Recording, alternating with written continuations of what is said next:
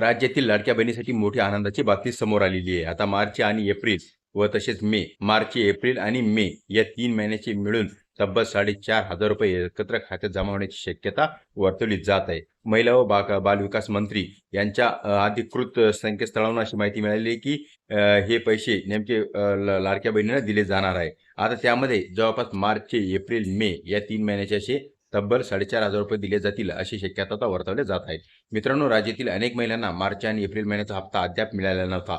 यामागे ई-केवायसी प्रक्रिया आणि लाभार्थी पडताळणी हे मुख्य कारण सांगितले जात होते. सरकारकडून ई-केवायसी मुदतवाढ देण्यात आली होती. त्यामुळे अनेक महिलांचे अर्ज आणि खाते तपासणी प्रक्रिया सुरू होती. आता ही मुदत संपलेली असल्यामुळे थकीत हप्ते देण्याची तयारी सुरू असल्याची चर्चा आता सुरू झालेली आहे. सध्या अशी शक्यता व्यक्त केली जात आहे की मार्च, एप्रिल आणि मे या 3 महिन्याची मिळून म्हणजे ₹4,500 एकत्र खात्यात जमा केले जाऊ शकतात. मात्र अजून अधिकृत तारीख जाहीर करण्यात आलेली नाहीये.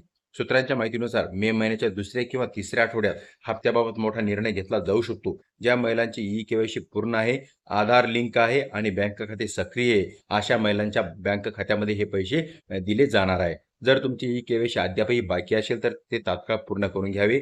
तसेच बँक खात्यात आधार लिंक आहे का ते तपासून घ्यावे. कारण पत्रामध्ये त्रुटी असल्यास हप्ता अडकू शकतो. तुम्हाला मार्च किंवा एप्रिल महिन्याचा हप्ता मिळाला आहे का? कमेंटमध्ये नक्की सांगा आणि अशा सरकारी योजना आणि ताज्या अपडेट्ससाठी चॅनलला सबस्क्राईब करायला विसरू नका. धन्यवाद.